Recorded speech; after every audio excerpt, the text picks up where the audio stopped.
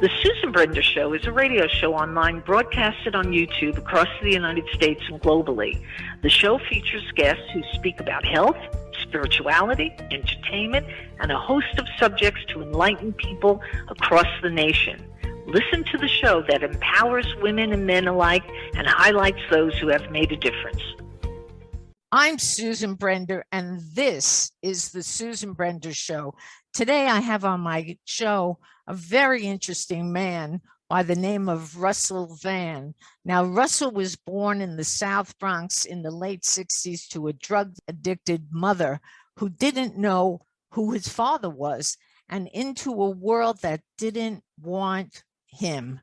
He said, growing up, I faced the life and death situations every step of the way. It seemed that that was my life and that's the way it was. Now, not only have I struggled to overcome my specters, but also those of my environment. And I want to welcome to the Susan Brender Show, Russell Vann. Russell, let's start off with this. You are writing a book, and the book is called the Ghetto Bastard series. Why did you write this, and what does it really tell us about? Thank you for having me, first of all. The book, why I wrote it, was a sort of a therapeutic process that I was going through.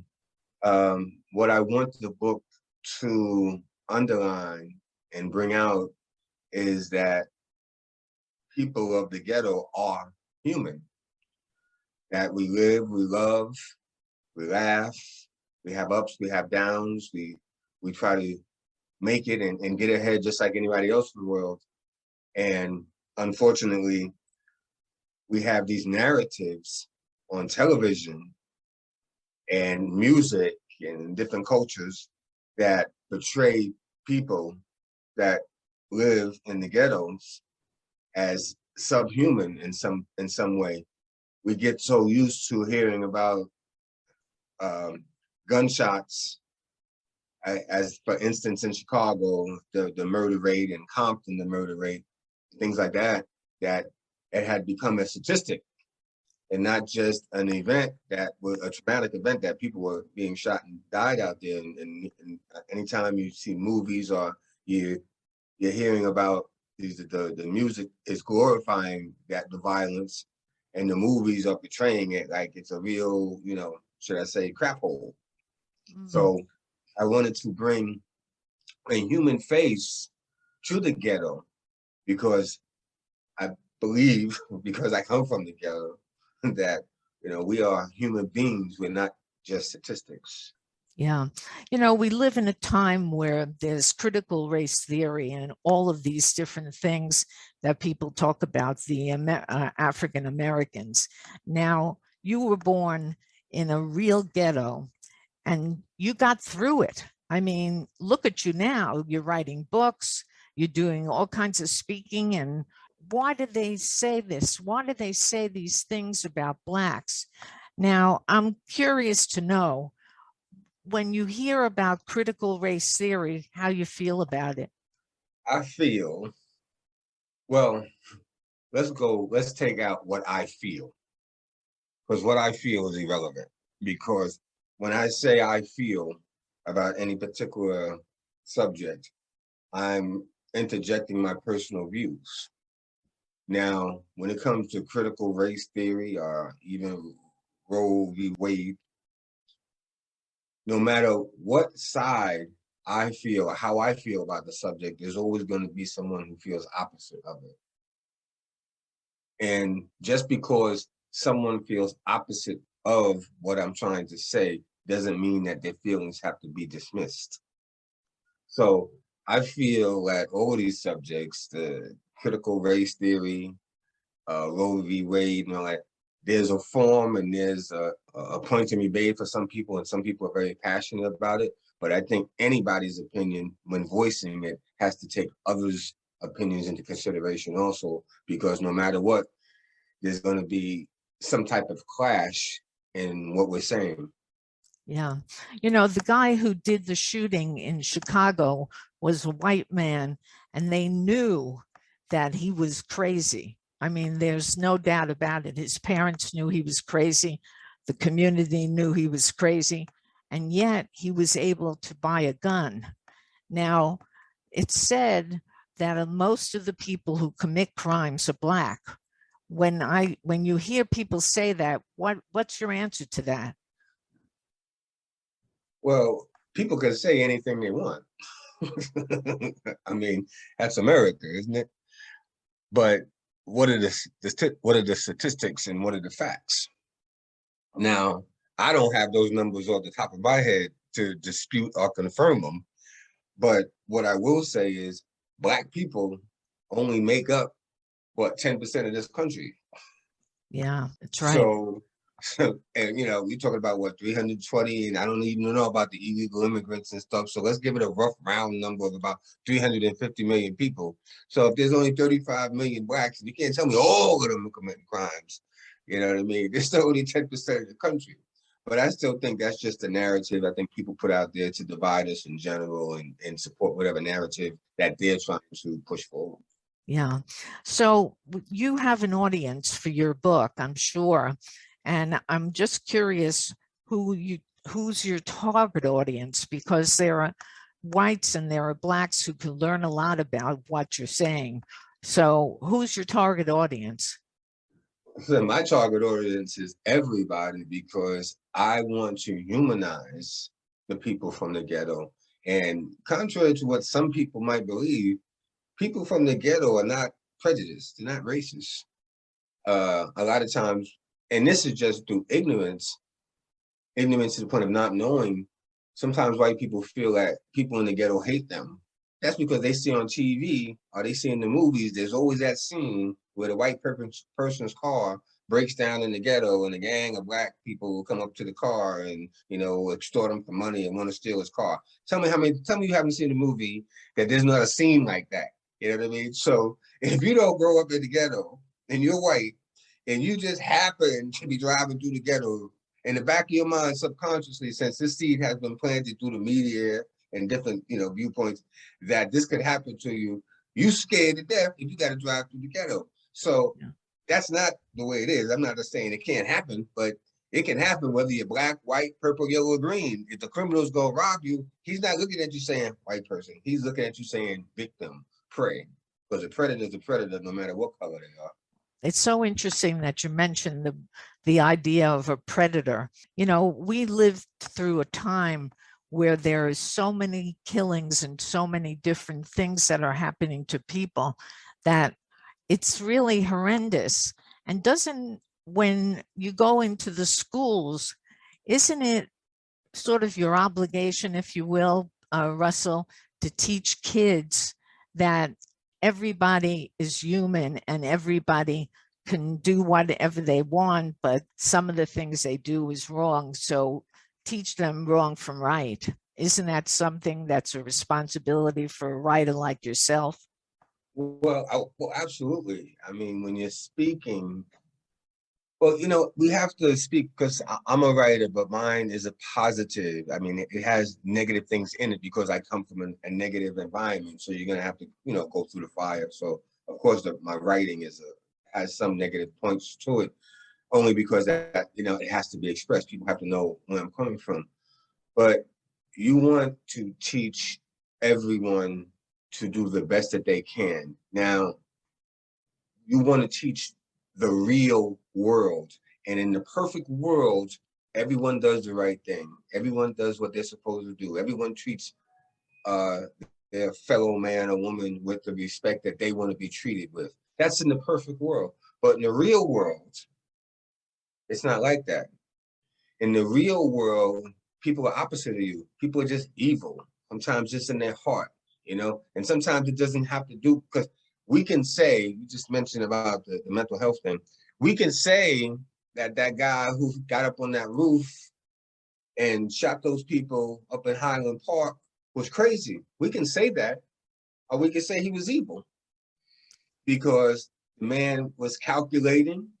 He knew to dress up like a woman so he could hide. He had his getaway plan.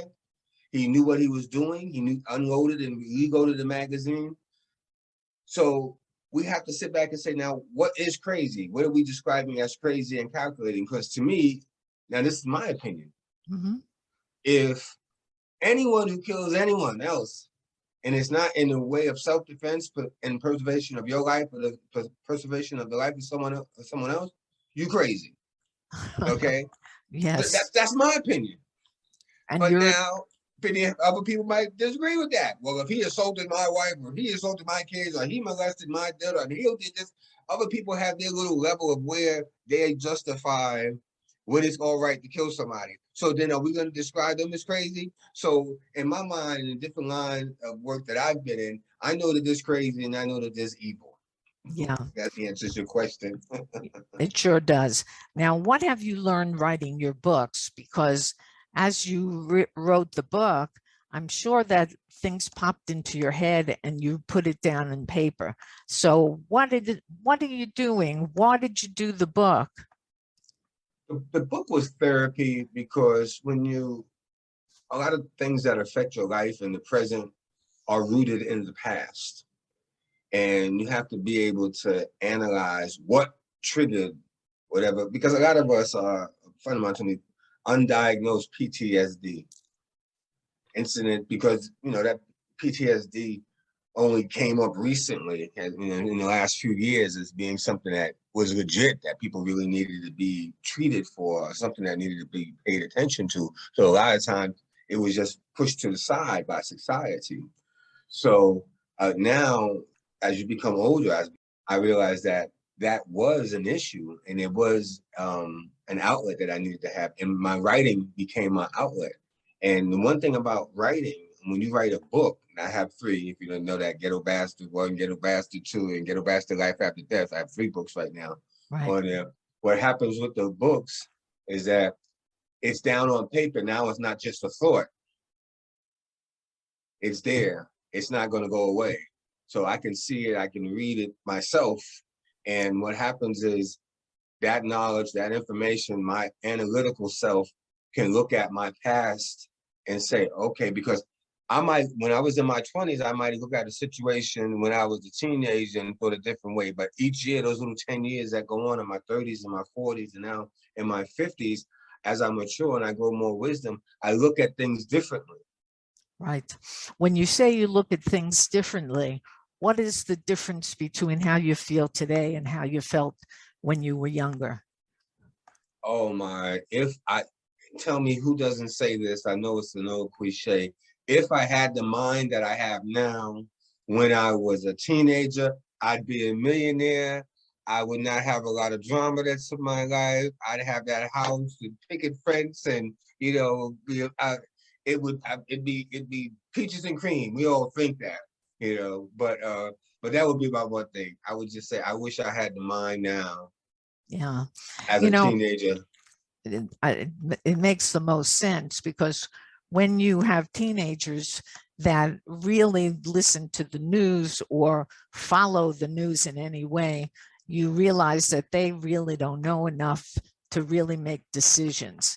Now, the question that I have for you is, when you wrote the book, what was on your mind? There must be something that was on your mind.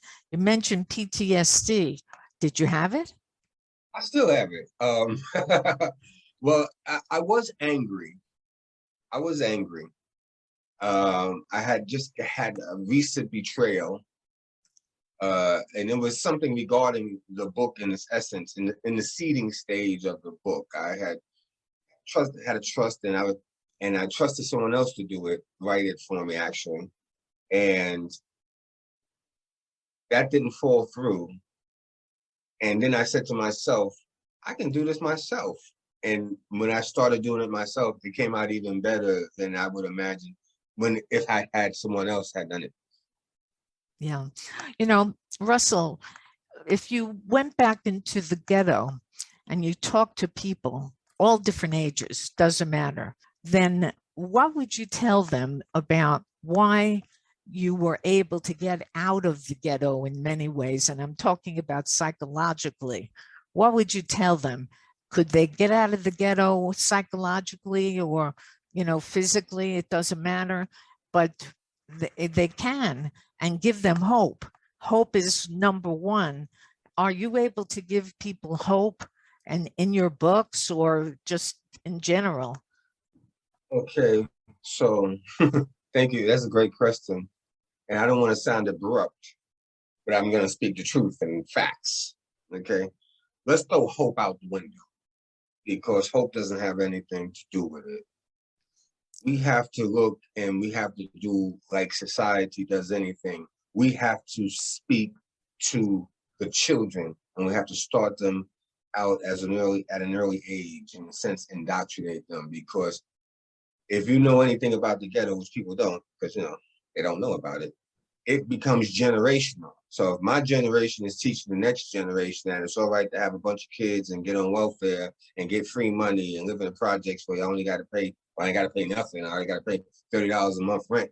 And then my kids grow up thinking, wow, I don't have to pay no rent, I can get free money, I can have, that negative connotation that's associated with the ghetto. If they're being raised like that, and they're being taught that, that's just going to continue. If they're being raised, hard work is going to get you, it's going to move you ahead in the world. If they're okay living in the ghetto, they're not going to strive to get out of the ghetto, because that's another facet of the book, which is fascinating when, people do finally read it, is that some people love the ghetto. Some people who live there love it. They call ghetto fabulous. They make a couple of extra dollars more than the people who live in the ghetto, and they feel a little more superior. So maybe in their life, these are the ghetto fabulous people, they can go on a cruise once a year, where the average person who lives in the ghetto, who has multiple children, who lives month to month on the government, can't afford to do that. You'll have some people that sit and live in the ghetto right next to them and live the high life, and that makes them feel a little bit superior. So you have some who thrive to get out, and you have some who say, I'm comfortable with this. But if we want to teach them anything, if we have to go anywhere, we have to start with the youngest of the children, and that's where it's going to grow. It's going to take a generation to stop that mindset, because that's what it is. It's a mindset, because you can take, I know you've heard the expression, and if you haven't, you're going to hear it now. You can take the person out of the ghetto, but you can't take the ghetto out of the person. Yeah. So you could take a person that's been in the ghetto for the last 30, 40 years, and they left to the ghetto lifestyle, who used to the ghetto lifestyle, and move them to Beverly Hills and give them $10 million. And you want to know what? In about 2 years, they'll be back in the ghetto. Yeah. I hope that doesn't, strike any nerves and get me canceled or anything like that. But I'm just telling you the truth. I'm from the ghetto. So I can say it. Okay. Right. I've lived there. I've lived in the bottomlessness of it. Yeah. So anything I'm saying, they can come back if they want to with reprisals, but I'm telling you from facts. I'm telling you from living there, that's where I'm coming from. So that's why I was saying, I think when we spoke last time, that the book is kind of everything white people wanted to know about the ghetto, but was afraid to ask. You think the people who are white are afraid to ask? And why do you think that? Some people that are white are afraid to ask.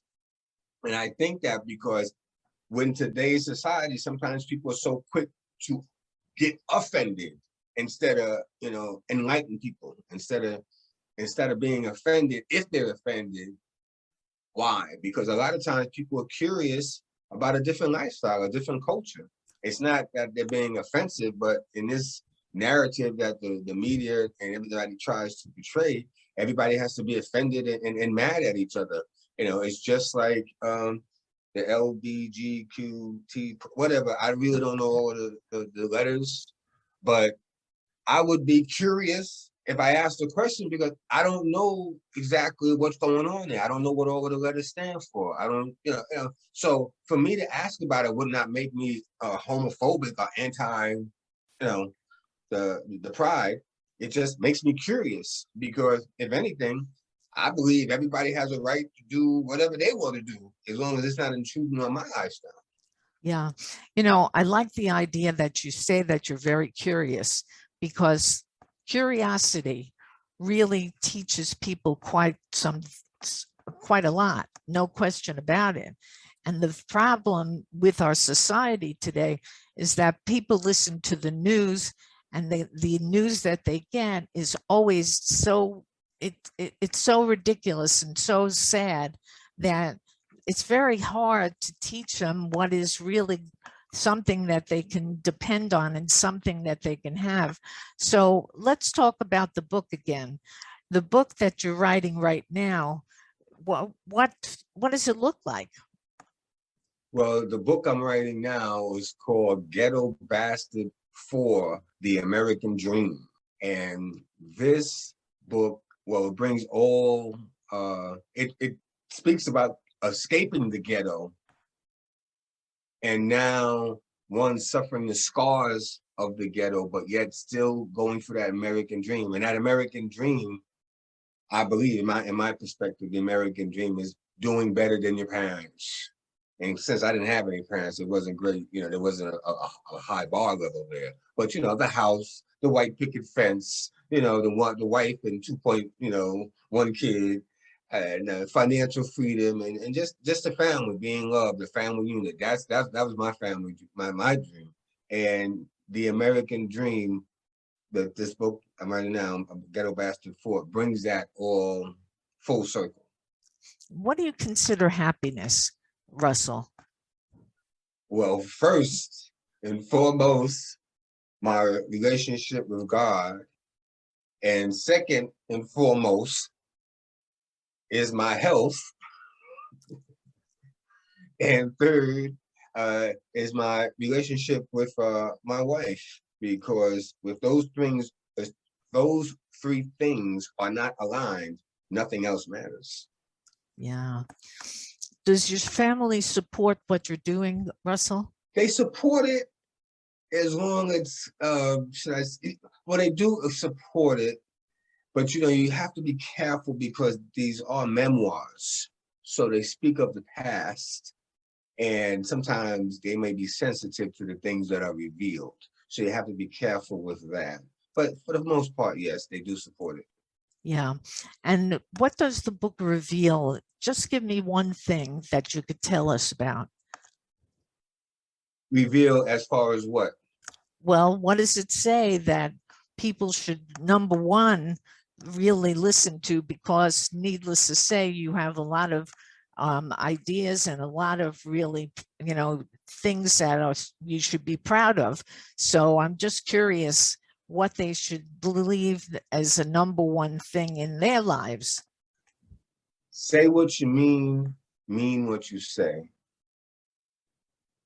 I don't have to say that because trust is a very important factor in life, and words are very powerful.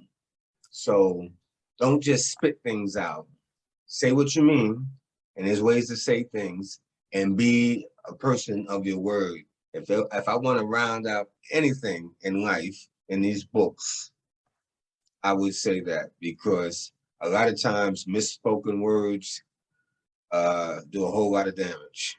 You got it. You got it. Now, our guest today has been Russell Vann, and he's written 3 books. I would like him to just tell you about the names of the books and how you get in touch with him, because he's got a lot of wisdom and a lot of inspiration. So I'd like you to tell Russell how they get their books and what the books are basically about. Well, you can pick the books up on Amazon. Russell Vann, Russell, Vann, Vann. And the first book is called Ghetto Bastard, and it's a memoir. And right now it's on Amazon bestseller. The second book is Ghetto Bastard 2. The third book is called Ghetto Bastard 3, Life After Death. Now, I'm not going to tell you why they call you that, because it would give a lot out from the book. But the books are coming of age of a young man born in the ghetto, raised by his great-grandmother. His grandfather's mother raised him, me. Right. And it just speaks about the being raised in a community that was drug-infested, heroin, the environment. It was New York City, 1968 at that time. And if anybody knows anything about history with New York City in the early 1970s, it was a travesty. Anything about the South Bronx, you can look at history. And this tells you of this young man's journey growing up in that environment through the 70s drug infestation, through the 80s crack era, through the 90s AIDS epidemic. This is the inside perspective of all that, because a lot of suburbanites and people in other countries saw these things on the news because they made international news. But this is the inside the looking glass, should I say, these books. Well, I'm just so pleased to have you on the show, Russell Vann. You really can teach people a lot of different things. And I hope that they buy your books, because your books are really inspirational. So thank you very much for being on the Susan Brender Show. It's a pleasure. Thank you for having me.